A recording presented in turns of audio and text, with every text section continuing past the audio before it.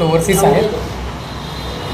या कंपनीचे फाउंडर सुरेश कडू सर आणि मी या नॅशनल इंटरनॅशनल ओव्हरसीज कंपनीचा डायरेक्टर आहे.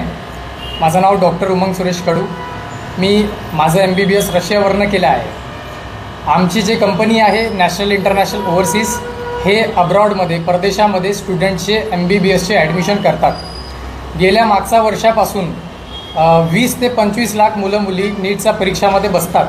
त्यांच्यामधून 80 ते 90,000 मुलं मुली स्टुडंट्स गव्हर्मेंट मेडिकल कॉलेजमध्ये त्यांना ॲडमिशन भेटतं. बाकीचे मुलं मुली ते सेमी गव्हर्मेंटमध्ये जातात आणि बाकीचे प्रायव्हेट घेतात. पण इतके सारे जे लाखो स्टुडंट्स आहेत यांनी जे MBBSची मानसिकता घेऊन एंट्रन्स एक्झाम दिलेली आहे ते आपल्या MBBSची जर्नी आणि ड्रीम पूर्ण करू शकत नाही. याकरिता आपला असा पर्याय आहे की आपण असा एक पर्याय शोधून काढला आहे की स्टुडंट्स MBBS आपल्या परदेशामधून पण करू शकते. जितके पण स्टुडंट्स आहेत ते वेगळ्या फील्डमध्ये जाऊन जे पण B.Pharm झाला, M.Pharm झाला, BAMS झाला ते घेतात. पण त्यांचं मोठं जे MBBSचं राहते तर त्याच्यासाठी त्यांची ड्रीम कंप्लीट करण्यासाठी आपण हे कन्सल्टन्सीची स्थापना केली आहे. दुसरं, आम्ही जे फॅसिलिटी प्रोव्हाइड करतो आमचा फॅसिलिटीमध्ये असं आहे, सर्वात पहिले स्टुडंट्सचं इंडियामध्ये युनिव्हर्सिटी सिलेक्शन होते की त्याला कोणत्या देशामध्ये जायचं आहे. त्याच्यानंतर त्यांचं रजिस्ट्रेशन होतात, त्यांचे डॉक्युमेंटेशन, त्यांचं व्हिजा प्रोसिजर, त्यांचं डिपार्चर सेटलमेंट सर्व हे आम्ही करून देतो. इथेच त्यांची जर्नी संपत नाही. फॉरेनमध्ये गेल्यावर त्यांचं पूर्ण सेटलमेंट मी माझ्या माध्यमातून करतो.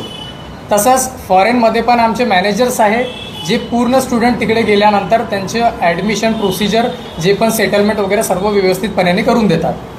दुसरी गोष्ट, आमचं इतक्या छोट्या गोष्टीपर्यंत लक्ष राहते की रशियासारख्या देशामध्ये जे थंड देश राहते तिकडे गेल्यावर त्यांचे काय म्हणते शूज राहिले, जॅकेट्स राहिला, हे पण फॅसिलिटी आम्ही प्रोव्हाइड करतो. 1 दिवसाचं त्यांचं कॅम्पस टूर असते. त्याच्यामध्ये पूर्ण त्या टूरमध्ये आम्ही त्यांना समजून सांगतो तिकडले रूल्स रेग्युलेशन. म्हणजे सांगण्याचं तात्पर्य इतकंच की बारीक से बारीक गोष्टापासून आम्ही त्यांच्याकडे लक्ष देतो. दुसरं, आम्ही 5 देशामध्ये ॲडमिशन करतो, जे रशिया, कझाकिस्तान, किर्गिस्तान, उझबेकिस्तान आणि जॉर्जिया. आम्ही रशियाचे पॉवर बेस होल्ड करतो. रशियाचे 2 ते 3 युनिव्हर्सिटीचे आम्ही ऑफिशियल पार्टनर आहोत, जेणेकरून तिकडे आम्ही डायरेक्ट ॲडमिशन करू शकतो. स्टुडंटला जे पण अडचणी येणार ते आम्ही सक्षम आहोत. त्यांचे जे पण प्रॉब्लेम्स आहेत ते आम्ही फेस करू, त्याच्यावरती ॲक्शन घेऊ. माझा MBBS रशियावरनं झाला आहे. 6 वर्ष मी त्या रशियामध्ये राहिलो आहो. रशियामध्ये गेल्यावर मला जे होम सिकनेस झाली, मला जे पण छोट्या मोठ्या अडचणी आल्या, जे पण प्रॉब्लेम झाले, तर त्याच्यानंतर जे पण माझे मागून कलिग्स येणार, माझं असं मोठं होतं की त्यांना असा 1% प्रॉब्लेम ना व्हावं.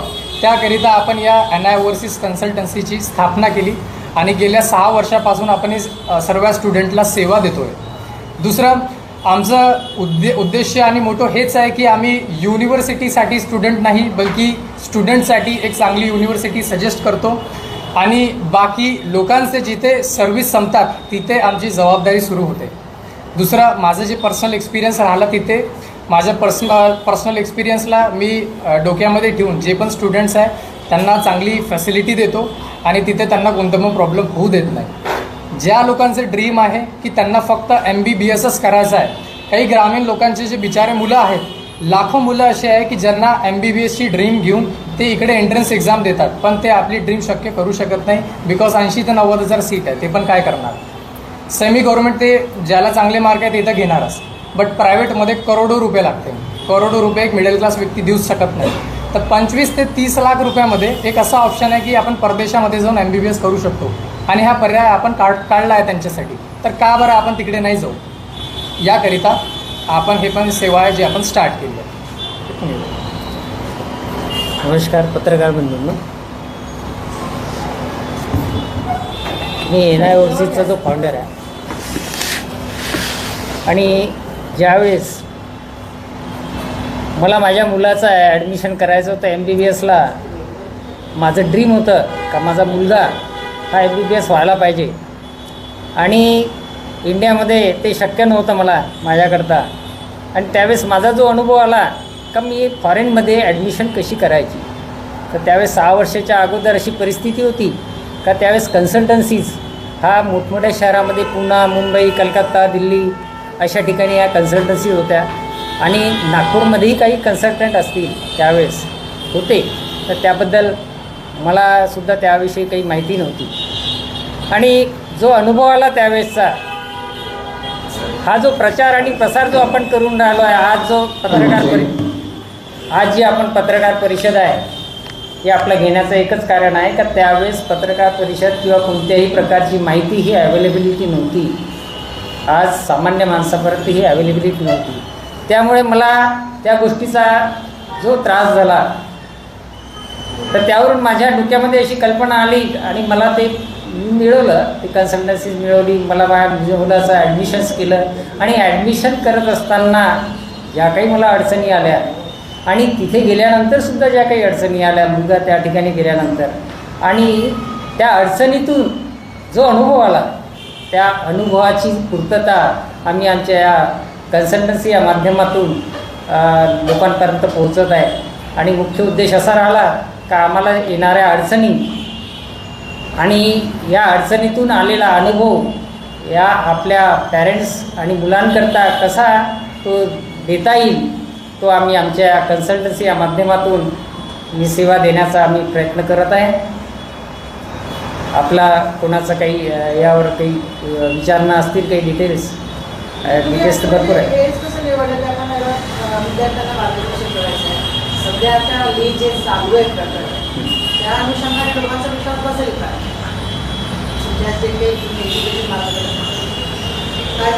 हा एज्युकेशनचा मार्ग आहे हा. त्यावेळेस मलासुद्धा तो म्हणजे अनुभव आला. कारण जो विश्वास आहे, जो बसायला पाहिजे, तो विश्वास त्या माझासुद्धा बसत नव्हता. परंतु एक ड्रीम होतं मनामध्ये, एक संकल्प होता का नाही MBBS करायचं. या ठिकाणी नाही करू शकत, पण कुठे करायचं, तर फॉरेनमध्ये करायचं, अपग्रेडमध्ये करायचं. तर त्यानुसार आम्ही तो प्रयत्न केला आणि तो विश्वास ठेवावा लागला. तो विश्वास आपला कन्सल्टन्सी या विषयावर आपल्याला जो विश्वास ठेवावा लागला. पुष्कळशा अडचणी आल्या का ज्यावेळेस आपण व्यवहार करताना आहे, सुद्धा ब्लाइंडनेसमध्ये असं वाटत होतं की आपण ब्लाइंडली व्यवहार करून राहिलो आहे. तर त्यावेळेससुद्धा आम्हाला विश्वास ठेवावा लागला. आणि विश्वास ठेवून आहे आणि त्या विश्वासाच्या याच्यावरून आम्ही ज्या मार्ग काढले आहे, का जो पेमेंट्स जो सिस्टम आहे का एका दमाने आपण लाखो रुपये त्यांना देऊन राहिलो, मग तो विश्वास कसा ठेवायचा, हा प्रश्न आम्हालासुद्धा आला होता त्यावेळेस, मलासुद्धा आला होता. म्हणून त्यानुसार आम्ही जो व्यावहारिक जो प्रश्न आला, सर्वात महत्त्वाचा आहे पण व्यवहार करत असताना आहे की नाही आपल्याला अडचण जाते किंवा तो विश्वास बसत नाही. त्यामुळे आम्ही असं काही निवडलं का नाही बा नुसतं रजिस्ट्रेशन करायचं, तुम्हाला ॲडमिशन घ्यायचं, तुम्हाला सर्व मार्गदर्शन आम्ही फ्री ऑफ कॉस्ट देतो. जो क्लायंटला आहे, जो स्टुडंटला आहे, सर्व माहिती आम्ही फ्री ऑफ कॉस्ट देतो. त्याच्यावर जो वेळ जो आमचा खर्च होतो तो आम्ही त्याबद्दल कोणत्याही प्रकारचे आम्ही त्याचं काही फीस घेत नाही. दुसरी गोष्ट आहे का त्याचं ॲडमिशन जेव्हापर्यंत त्याचे ॲडमिशन होत नाही, पहिली गोष्ट त्याचा सिलेक्शन, मग नंतर ॲडमिशन, ॲडमिशननंतर त्याचे जे प्रोसेस आहे, विजा प्रोसेस आहे, पासपोर्ट प्रोसेस आहे, त्यानंतर त्याचं डिपार्चर, आणि डिपार्चर केल्यानंतर डिपार्चर जेव्हापर्यंत होत नाही तेव्हापर्यंत त्या कोणत्याही क्लायंटचा, कोणत्याही स्टुडंटचा, कोणत्याही पॅरेंट्सचा त्या कन्सल्टन्सीवर विश्वास बसत नाही जेव्हापर्यंत तो डिपार्चर करत नाही. हा आमचा अनुभव. मग आम्ही काय केलं त्यावर, शेवटी आहे तर पैसा हा माध्यम आहे. तर आम्ही जो पहिलं रजिस्ट्रेशन करतो त्यावेळेस आम्ही 10,000 रुपये घेतो. त्यानंतर त्याचा ॲडमिशन्स प्रोसेस सुरू करतो. ॲडमिशन प्रोसेस, त्या ॲडमिशन आल्यानंतर त्याची ॲडमिशन फीस करतो, युनिव्हर्सिटीमध्ये प्रोसेस करतो. त्यावेळेस आम्ही त्याची नंतर पार्शल पेमेंट घेतो. मग त्याची जी विजा प्रोसेस करतो, विजा प्रोसेसमध्ये, आणि मग त्यानंतर आम्ही त्या ठिकाणी स्टॅम्पिंग होते, विजा स्टॅम्पिंग, विजा प्रोसेस, विजा स्टॅम्पिंग, त्यानंतर आम्ही त्याचं पार्ट पेमेंट घेतो. आणि ज्यावेळेस ते डिपार्चर होते कम्प्लिटली त्याचं पूर्ण, हां एक गोष्ट अशी आहे का कोणीही जरी त्याचे ॲडमिशन झालेले असेल, ॲडमिशन झाल्यानंतरसुद्धा जेव्हापर्यंत त्या युनिव्हर्सिटीचं तुम्हाला इन्व्हिटेशन येत नाही तेव्हापर्यंत आपण डिपार्चर करू शकत नाही. तर ते इन्व्हिटेशन हे सुद्धा महत्त्वाचं आहे. आणि ज्यावेळेस ते इन्व्हिटेशन येते त्या युनिव्हर्सिटीचं, त्यावेळेस आपण त्या स्टुडंटचं डिपार्चर करतो. तर आम्ही जे पेमेंट्स जी आखणी केलेली आहे ती पार्शियल केली आहे, पार्ट पद्धतीने. जेव्हापर्यंत त्याचं पूर्णतः तो होत नाही तर जनरली हा शेवटपर्यंत आहे, तो विश्वास बसत नाही, त्यावेळेस तो त्याचा आपण प्रोसेस करतो पूर्ण आणि डिपार्चर या पोझिशनवर पोहोचवतो, त्यावेळेस आपण ऐकेन त्याचा विश्वास करतो. ॲज अ डायरेक्टर म्हणून तुम्ही जे करताय MBBS तसं भरपूर खर्च आहे, पण तुम्ही कमी खर्चात कसं काय करताय? कारण की आजकालचे जे एडव्हान्समेंट आहे, आजकालच्या ज्या कन्सल्टन्सीज आहेत त्या सगळं काही गोळा करतात आणि वाईट अप करून निघून जातात. मग त्याच्या विद्यार्थ्यांच्या बाबतीत तुमची काय योजना राहणार? योजना आपली हेच राहिली आहे की जेव्हा स्टुडंट ॲडमिशन म्हणजे युनिव्हर्सिटी सिलेक्ट करतो की मला फॉर एक्झाम्पल रशियामध्ये जायचं आहे, तर आपण त्यांचं बजेट विचारतो की तुमचं बजेट किती आहे. ते म्हणणार की 6 वर्षामध्ये आम्ही 25 ते 30 लाख रुपये खर्च करू शकतो, तुम्ही त्याच्या अंडरमध्ये युनिव्हर्सिटी सांगा. पण आता आम्ही युनिव्हर्सिटी तेच सांगू जे NMC WHO रेकॉग्नाइज्ड असेल, ज्या युनिव्हर्सिटीमध्ये प्रॉपर इंडियन मेस असेल, प्रॉपर हॉस्टेल फॅसिलिटी असेल, जे पण मुली वगैरे जातात त्यांच्यासाठी एक सिक्युअर्ड इन्व्हायरमेंट असेल, तिथेच आपण ॲडमिशन त्यांना सजेस्ट करतो. आता जे पेमेंट प्लॅन तुम्ही मला विचारलं, त्याच्यामध्ये पेमेंट प्लॅन असं नाही राहत. आम्ही कोणतीही युनिव्हर्सिटी फीस आमच्याकडे घेत नाही. युनिव्हर्सिटीचे स्वतःचे अकाउंट्स असतात किंवा student in the form of dollar ते पैसे युनिव्हर्सिटीमध्ये घेऊन जातात आणि तिकडे युनिव्हर्सिटीमध्ये मॅनेजमेंटच्या हातामध्ये ते पैसे देतात, त्यांना रिसिप्टसुद्धा मिळते फर्स्ट इयरमध्ये. मग सेकंड इयरमध्ये आता काही पॅरेंट्स लोक लोन काढतात, तर सेकंड इयरपासून तर 6th इयरपर्यंत आम्ही टप्प्यामध्ये ते पैशांचा त्यांचा व्यवहार करतो. जसं आता 3 लाख फीज आहे, तर 1.5 लाख तुम्ही या 6 महिन्यामध्ये द्या, 1.5 लाख नंतर 6 महिन्यामध्ये द्या, तुमची फीस कंप्लीट. त्यांना जर कॉन्फिडन्स बसण्यासाठी म्हणून तुमचं सर्टिफाईड काय? सर्टिफाईड आमचं काय आहे, आम्ही युनिव्हर्सिटीचं ऑफिशियल पार्टनर आहोत. युनिव्हर्सिटीनी आम्हाला त्यांची एक 50% पार्टनरशिप दिली आहे, एक ऑफिशियल कॉन्ट्रॅक्टर बनवला आहे, ज्याच्यामध्ये थोडं काही आम्ही युनिव्हर्सिटीला देतो, काही ते त्यांच्या पद्धतीने आम्हाला देतात, सर्व करतात. आमचं एवढं पॉवर बेस असते की कोणतेही डिसिजन जे आम्ही घेऊ ते युनिव्हर्सिटीला थोडे एक्सेप्ट करावं लागेल. स्टुडंट्सला जर कोणतं प्रॉब्लेम आला आणि काही रूल्स रेग्युलेशन बदलायचे पण असले तर तितका पॉवर आहे की आपण बदलू शकतो. Five countries, Russia, Kazakhstan, Uzbekistan, Georgia आणि कझाकिस्तान. बहुतेक पॅरेंट्सना डॉलर किंवा बाकी जे बाहेरच्या करन्सी आहे त्याच्यामध्ये खूप प्रॉब्लेम होतात, इकडे रुपये आहे, ते तुम्ही त्याच्यात तुम्ही कशी येतो? ते पण फॅसिलिटी आपण प्रोव्हाइड करतो. आता रशियामध्ये रुबल चालतं, ठीक आहे, कझाकिस्तानमध्ये टेंगे चालतं. आता कझाकिस्तानची 25 ते 30 लाख फीज जर आपण टेंगेमध्ये कॅल्क्युलेट करू तर ते 2 ते 3 करोड हिसाब बसते. ते पॅरेंट्स लोकांना नाही समजत. आणि याच गोष्टीमध्ये कोणता पण कन्सल्टंट आहे जो अनऑथॉराइज कन्सल्टंट आहे तो घोळ करू शकते. याकरिता आपण असा एक सोल्युशन काढला की आता गुगलवरती आजकाल आपल्याला सर्व दिसते. जर मला आता कोणत्या पण स्टुडंटची ॲडमिशन करायची आहे, माझ्याकडे पॅरेंट्स बसले आहे, त्यांना 25 ते 30 लाख रुपये मी हिशोब सांगितला. आता त्याला ते म्हणणार की मला INR सांगा. तिथेच आपण गुगल ते जे ट्रान्सलेट करतो आपण त्याच्यावरती डायरेक्टली तो 35 ते 36 लाखपर्यंतचा बजेट निघून जाते. मग आपण त्याला डिस्ट्रीब्यूट करून सांगतो की इतका तुमचा इकडे जाणार, इतका तिकडे जाणार. अशा एक स्टेप बाय स्टेप प्रोसिजर होतात.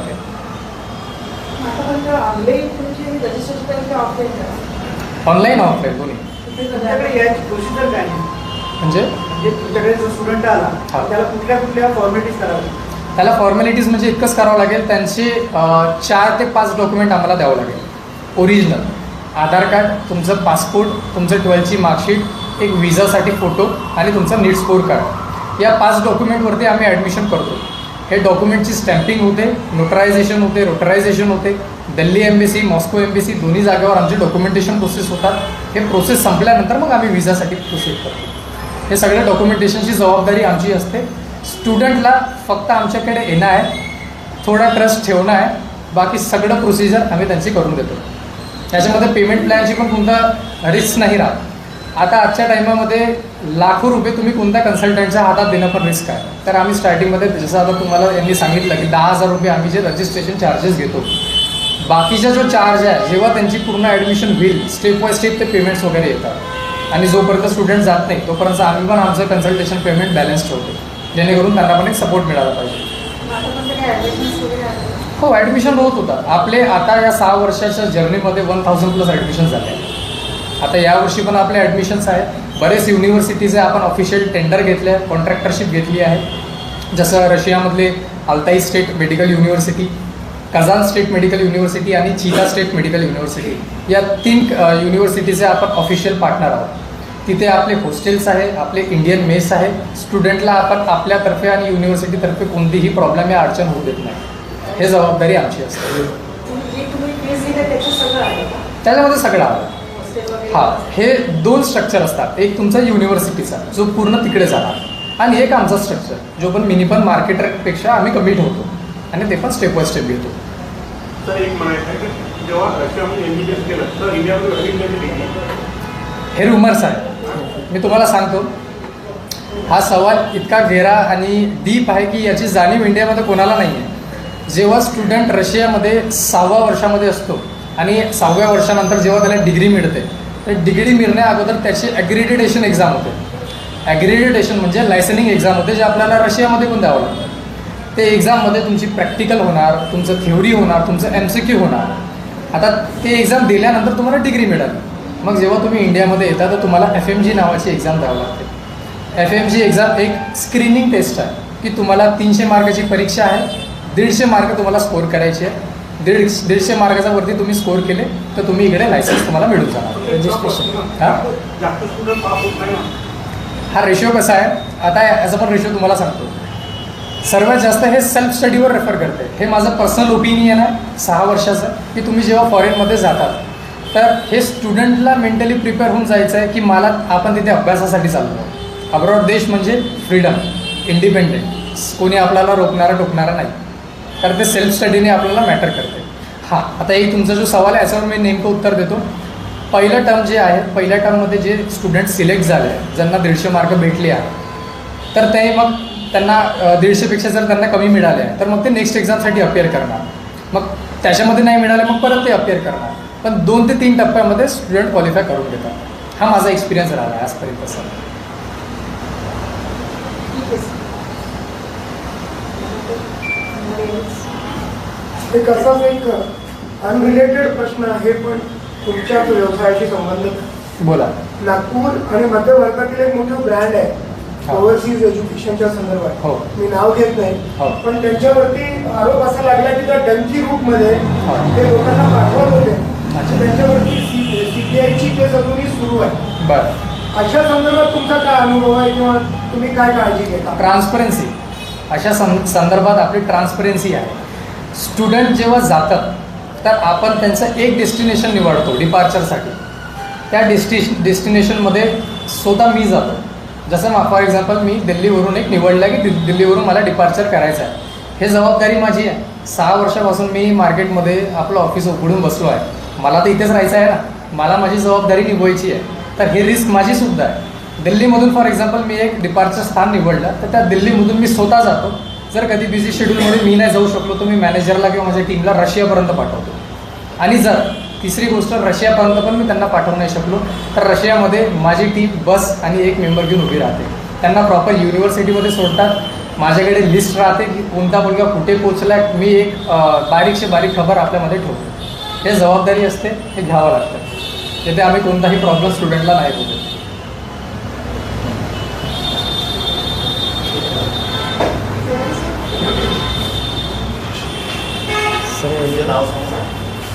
माझं नाव डॉक्टर उमंग सुरेश कडू आणि सुरेश